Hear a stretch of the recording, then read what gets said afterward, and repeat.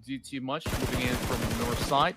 Whereas Falcons, they're going to draw a lot of attention. Big Crown Knights have already firmly planted into the areas of shelter. So it's going to be a long exchange. Ease right now going for a spray. As they do continue to fight and hitting into angle, we're still seeing Nurse as well as Princess play. So it's not going to be murders that will be moving into this round just yet. We've got a tsunami of teams actually coming from the west side. So it's going to turn into Wild Wild West in just a while. But coming off the kill feed, it's Lambo on the ground. And the Savior, okay, so scratch that. Lamborghini is already out of the game. Patagon is on the ground. Courtesy this time by Alliance. It is not looking too good. Honestly speaking, it could be hard for Chua to pick up his teammate here. So let's check out what Team Secret is doing at the moment. They're having a fight up against Falcons, but there seems to be another team right up behind them who is also doing a massive spray. So they need to be careful because they don't really have that much cover to work with. Right now, any form of space is definitely a commodity that they will hold for the time being. Rosemary still finding a great pickoff. That's up against one of the best marksmen of Thailand, Tony K. Dropping in closely as Roycia will be able to land that shot, but he managed to also take down the engager, and that is just back-to-back points secured.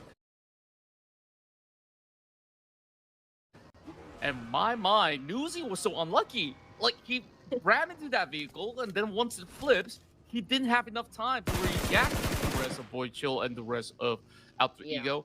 Now they are in a tough spot. They already lost Ravenclaw, and it seems like there might not be any points for Ravenclaw. This ain't no Hogwarts anyways, though there are Wizard Towers. I know. Honestly, there's Snape, there's Ravenclaw. I was about to ask where the rest of the Hogwarts peeps out there. But you know what? It was a great setup for Boysil, having picked up 2 elimination points right there. I think it was an easy points, for the side of Alter Ego Eras. Although they're playing with just 3 members, they're still doing a great job.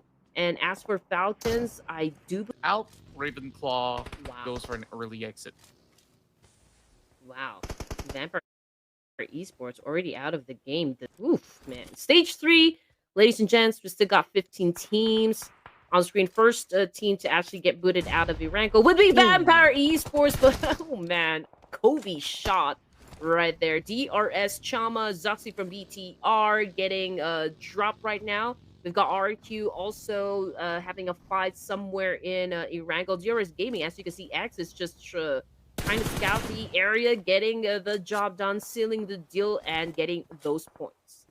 Meteor, they went in for that state, and now DRS looks for a whole lot more right across our screen. Perhaps that was a member of the side of DX that we're looking at. Sleepy taking charge. He will control this region of the hillside, making it difficult for the rest of the field. But they are also by the edge of the zone. ESI-8 has been trailed North Point, having a lot of firm control over the course of the region, while the majority of the teams are still stuck over on the south as well as the eastern corner of the map. One member down for the side of BTR, that only leaves one more standing. I believe that to be either Satar or, yep, it definitely is Satar at the moment, trying to deal with this current predicament up against Roy as he drastic decisions whether they really want to crash over on certain compounds or whether if they were hoping to take a different location to hold out. STE now being spotted by the rest of Alter Ego. Rosemary tries to hold them back all alone.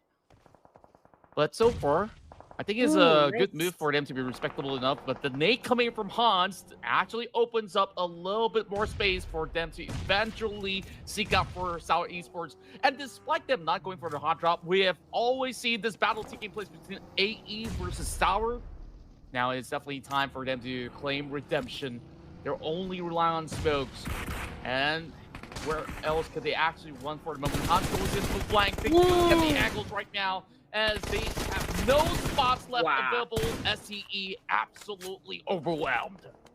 Wow, I love that Alter Ego Airs actually went in for the pinch there. I mean, they were holding onto multiple angles, which is of course always best for tactics. And if we're gonna be paying close attention to the elimination point set up by Alter Ego Airs, we are now looking at 11. It's a double-digit score, pretty much just like what they did during the previous round in Sandhawk. So again, when it comes to momentum and consistency in getting those elimination points, Alter Ego Eris is doing a stellar performance right now inside the Night of Champions. We are already at stage number 5. We're looking at 6 teams left here battling it out. We've got Alter Ego, FaZeCLAN, Roy, Falcons, No Fear, and The Real Soldiers. But DRS Really hold those angles because all they really have to do is to step out the turret for a couple of meters.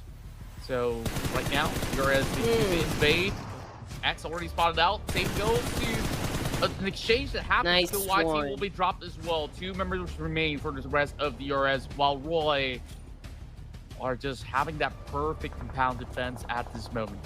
I know. They're trying to hold down the fort, and they're able to do that successfully. I mean, DRS, we talked about this just a while ago, that, well, this particular area right here where Roy Esports is currently staying at will be, target for the other teams. But the thing is that it's no longer included in the safe zone, so Roy Esports will then have to move. As for DRS, they just got the boot out of Durango, which leaves us to just 4 teams remaining.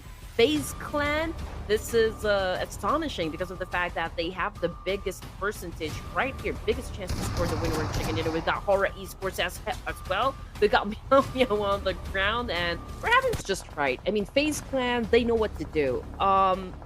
Even if they are already in the middle, right?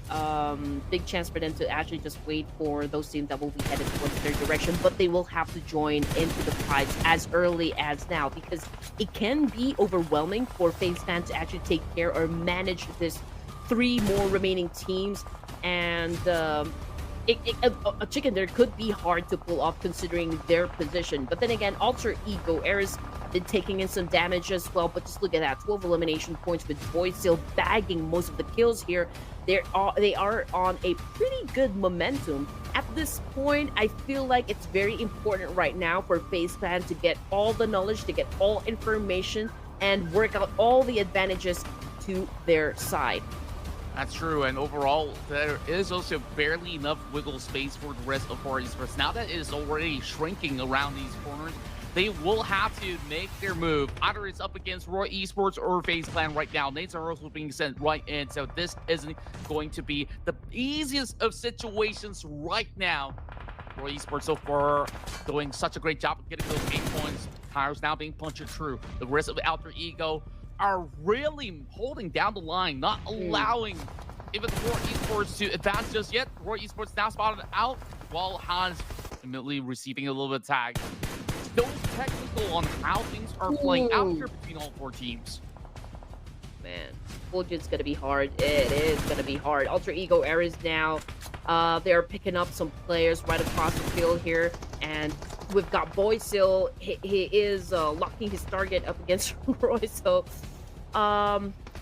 it is, I guess, a battle for the top spot, obviously, but it is a little bit difficult for all the teams here to actually win the fights, considering that it is an open field. So, yeah, they will have to eliminate each other right off the bat here. Alter Ego Air seems to be doing a great job up against Horror Esports. 13 elimination points now, and they're still getting some more, but a nail in the coffin right there coming from Sky, and he just eliminated Alter Ego Ares.